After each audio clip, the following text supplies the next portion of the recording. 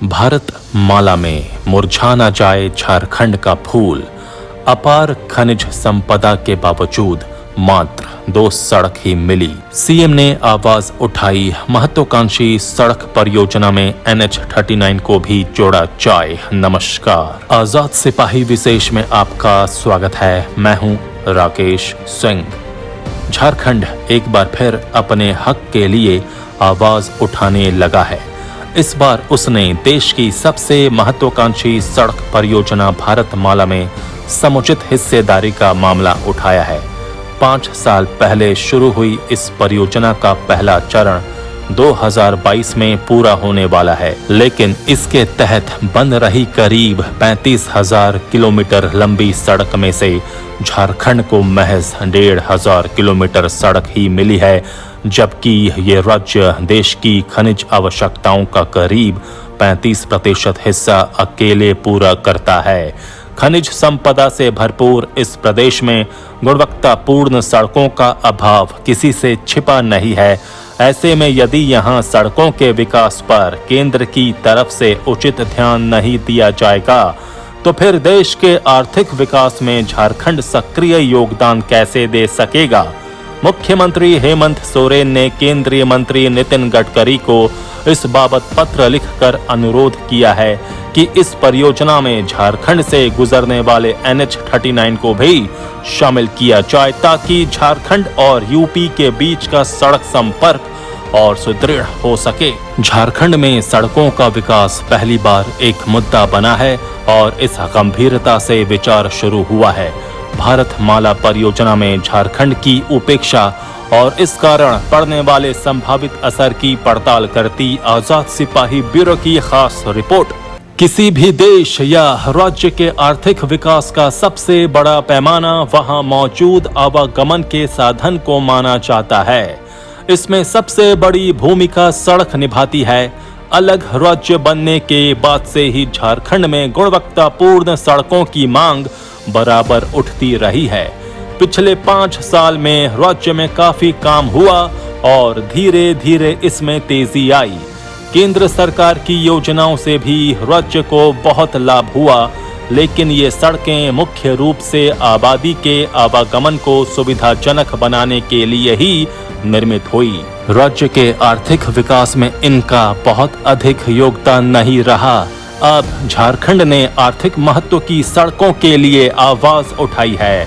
मुख्यमंत्री हेमंत सोरेन ने केंद्रीय सड़क परिवहन मंत्री नितिन गडकरी को इस आशय का एक पत्र भेजा है, जिसमें कहा गया है कि केंद्र सरकार द्वारा शुरू की गई महत्वाकांक्षी भारतमाला परियोजना में झारखंड को भी समुचित हिस्सेदारी मिले।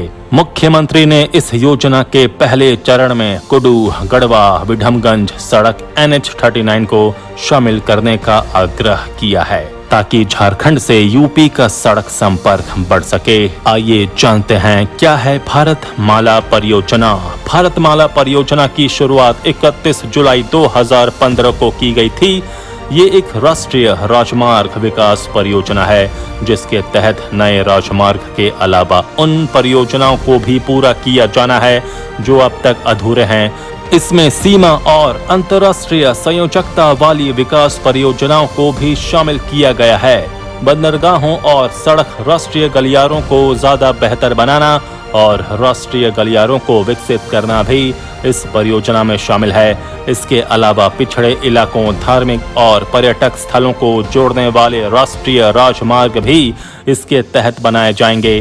करीब 10 लाख करोड़ रुपए की इस परियोजना में कई प्रमुख राष्ट्रीय राजमार्ग विकास परियोजनाओं, जिन्हें 1988 में अटल बिहारी वाजपेयी सरकार द्वारा शुरू किया गया था, सहित सभी मौजूदा राजमार्ग परियोजनाओं को समाहित कर लिया गया है। परियोजना दस्तावेज के अनुसार ये परियोजना गुजरात और राजस्थान से शुरू होकर पंजाब की ओर चलेगी और फिर पूरे हिमालय राज्यों जम्मू कश्मीर, हिमाचल प्रदेश, उत्तराखंड और तराई इलाकों के साथ उत्तर प्रदेश और बिहार की सीमाओं को कवर करेगी और पश्चिम बंगाल, सिक्किम, असम, अरुणाचल प्रदेश, मणिपुर और मिजोरम में भारत म्यांमार की सीमा तक जाएगी।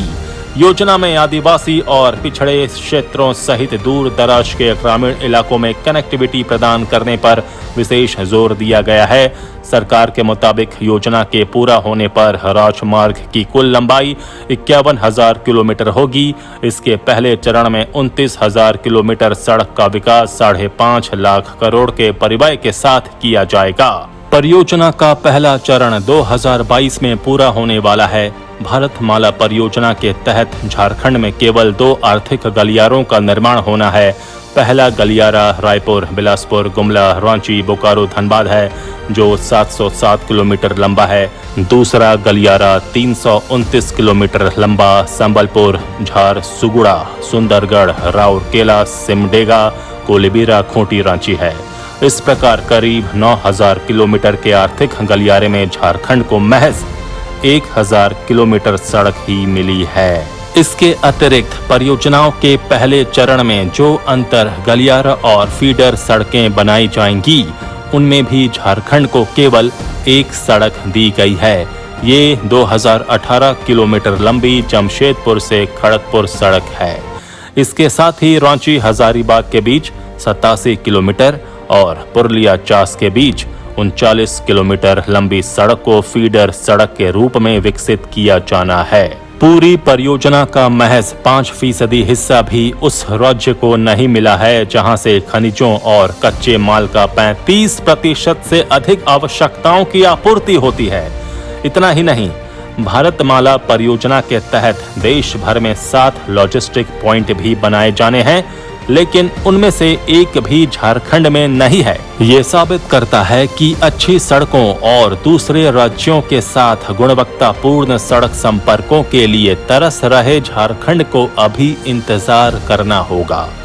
मुख्यमंत्री हेमंत सोरेन ने ये मुद्दा केंद्र के सामने उठाकर झारखंड की तरफ दुनिया का ध्यान खींचा है। हालांकि केंद्रीय मंत्री ने उन्हें सूचित किया है कि उनकी बात संबंधित अधिकारियों तक पहुंचा दी गई है। इसलिए उम्मीद बंधी है कि झारखंड की कुछ सड़कों को इसमें शामिल किया जाएगा। झारखंड को यदि इस परियोजना से कुछ अतिरिक्त सड़कें मिल जाती हैं, तो कोरोना काल में पैदा हुई बेरोजगारी से निजात पाने में भी बहुत आसानी होगी, क्योंकि सड़क बनाने की पूरी प्रक्रिया में सैकड़ों लोगों को रोजगार मिलता है। यदि ऐसा नहीं होता है तो ये झारखंड के साथ समुचित बात नहीं होगी। अब गेंद केंद्र सरकार के पाले में है। ये देखना उसका काम है कि भारतमाला परियोजना में गुथे हर फूल की ताजगी बरकरार है। यदि इस माला में झारखंड का फूल मुरझा जाएगा तो फिर पूरी परियोजना पर असर पड़ेगा। इसलिए राज्य के सभी सांसदों को भी इस मुद्दे पर सक्रिय होकर आवाज उठाने की जरूरत है। झारखंड के विकास यज्ञ में सभी की आहुति पड़ेगी, तभी खनिज संपदाओं से भरपूर ये राज्य विकास के रास्ते पर तेजी से आगे बढ़ेगा। आजाद सिपाही में अभी इतना ही। खबरों की और भी अधिक जानकारी के लिए आप पढ़ते रहिए अपना लोकप्रिय दैनिक अखबार आजाद सिपाही। आप हमारे इस YouTube चैनल को जरूर सब्सक्राइब करें। आप हमारे Facebook पेज को भी जरूर लाइक करें। जुड़े रहिए आजाद सिपाही के साथ। धन्यवाद।